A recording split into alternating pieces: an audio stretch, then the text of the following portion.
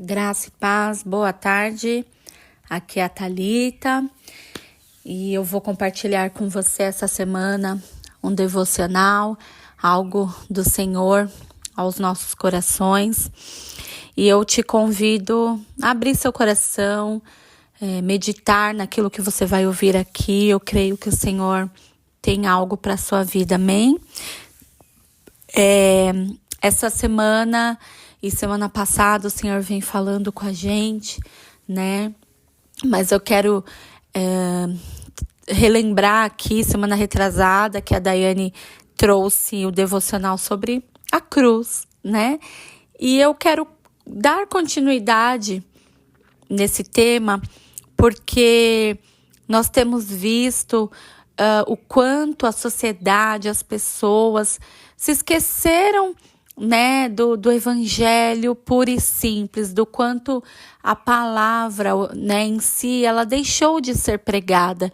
E o Senhor tem nos convidado a ir, né, a Ele, como antigamente, nos primórdios. O Senhor tem nos atraído, nos convidado para esse evangelho puro e simples, que é a palavra dele. E falando, né, dando continuidade sobre a cruz,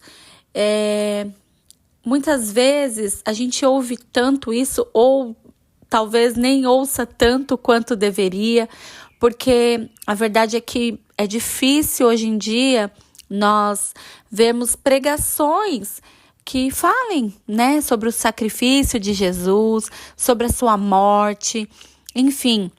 Hoje em dia nós vemos muitas pregações de autoajuda e eu louvo a Deus, né? Porque o ministério ao qual eu pertenço, que é a igreja RAG, né? Reino, Amor e Graça, ali nós pregamos o evangelho de Jesus, a palavra, simples assim, sem voltas, sem firulas, porque é o evangelho de Jesus que salva, que liberta, que resgata.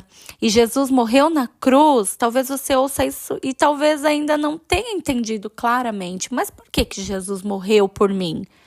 E eu quero convidar você, né, novamente nessa semana, para a gente continuar meditando nesse ato, né, nesse sacrifício dele. E que o Senhor abra os seus olhos, amém?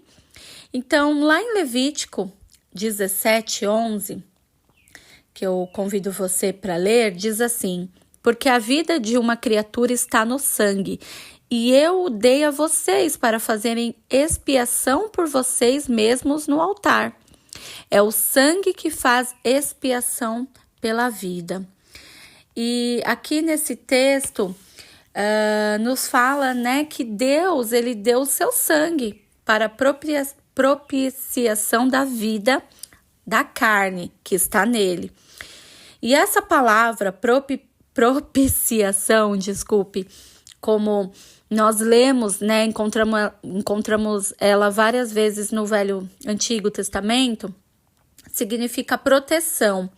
Então, por meio desse sistema sacrificial, que até então era entregue um cordeiro, né, para morrer, esse sistema era uma adoração que o Senhor estabeleceu. Era assim que o sacerdote, as pessoas adoravam ao Senhor, né, entregando a ele essa oferta. Pegava-se um cordeiro, matava ele, né, um cordeiro novo, perfeito, enfim, o melhor que eles tinham.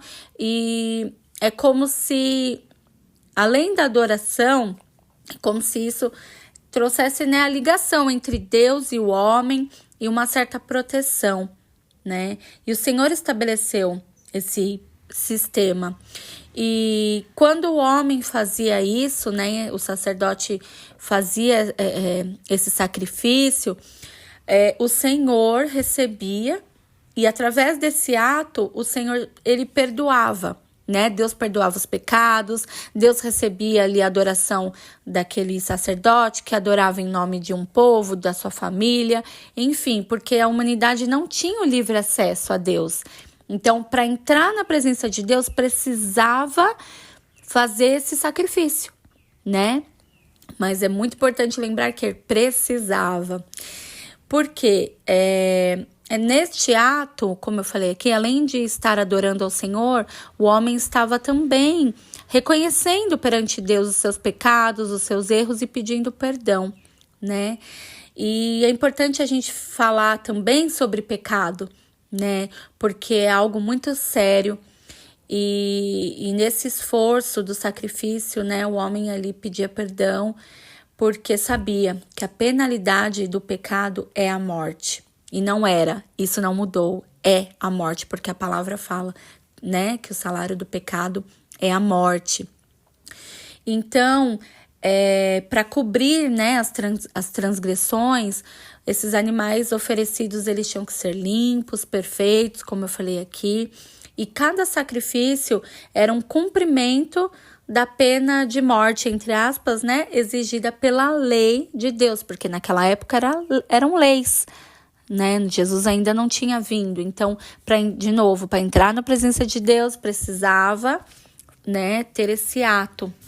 E esse sistema sacrificial ensinou as pessoas que o Senhor é santo, que as transgressões elas devem ser punidas e que a propiciação pelo pecado ocorre somente através do derramamento de sangue. Ou seja, essa proteção ela só vinha depois que o sangue era derramado, né? E esse acordo foi um presságio do que estava por vir, porque os sacrifícios de animais, eles podem somente cobrir o pecado, mas foi necessário que um Cordeiro Supremo viesse para remover toda a iniquidade do homem. E Thalita, o que é isso que você está falando? Calma que você vai entender. João Batista era primo de Jesus, né? E ele foi designado a cumprir algo assim grandioso, né? Ele veio antes de Jesus para anunciar que ele viria, como Isaías e tantos outros profetas no Antigo Testamento também já haviam dito que viria um Salvador, né? Esse Cordeiro de Deus que tira o pecado do mundo, que foi isso que João Batista veio declarar, né, que viria esse perfeito sacrifício, um único sacrifício que pagaria por pecado de toda a humanidade.